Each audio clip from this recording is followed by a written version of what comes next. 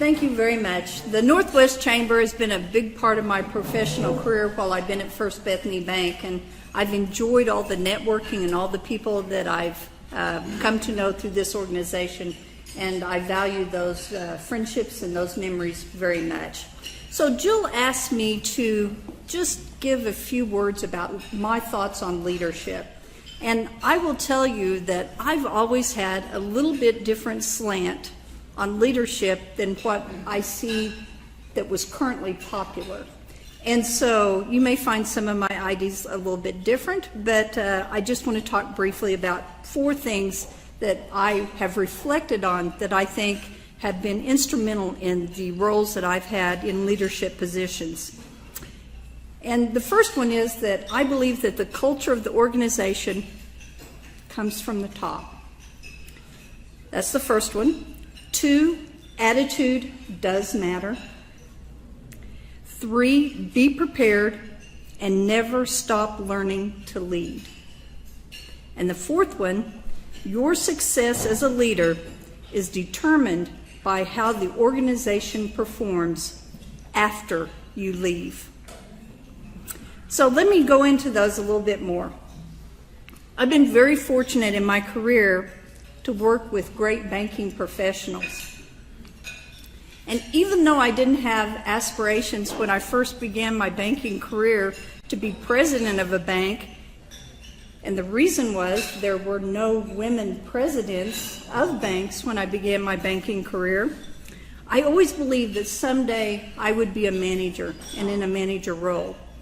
So as I began my banking career, I observed the characteristics of the people that I thought to be good managers, and then I also observed the characteristics of those that I thought were not so good managers.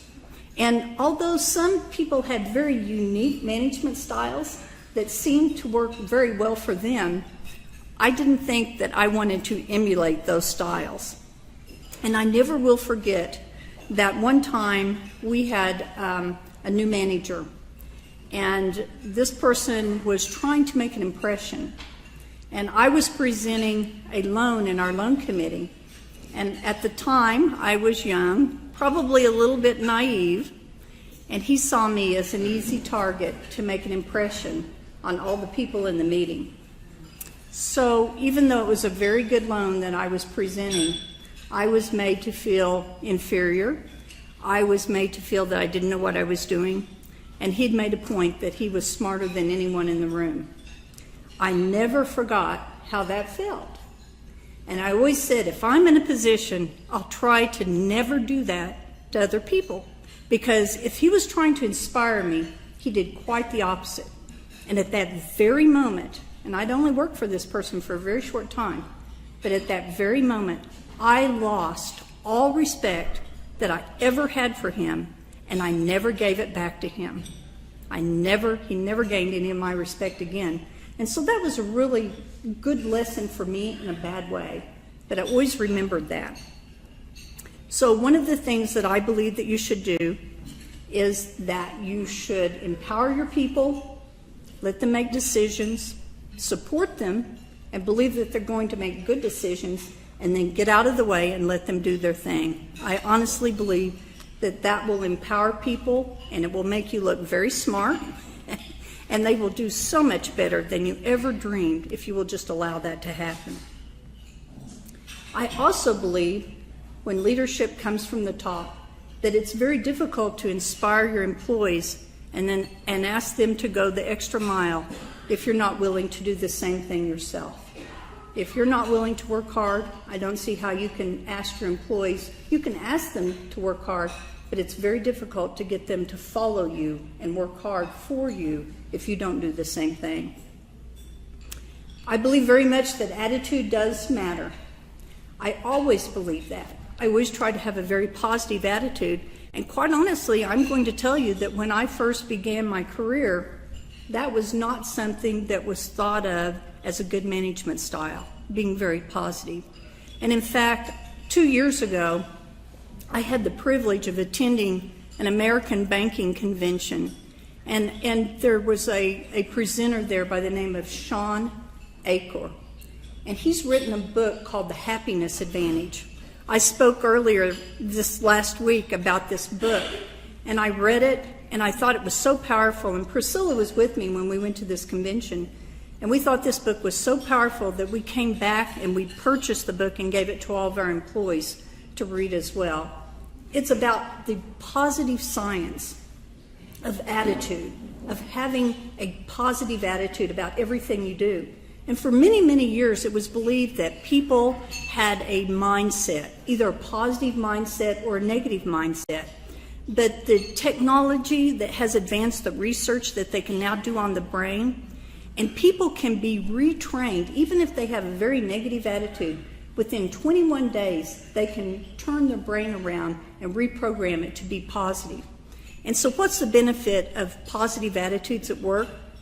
Your people are happier, your organization, everyone gets along better, they treat your customers better, and it's a proven fact that employees who have a positive attitude at work are sick less than other employees.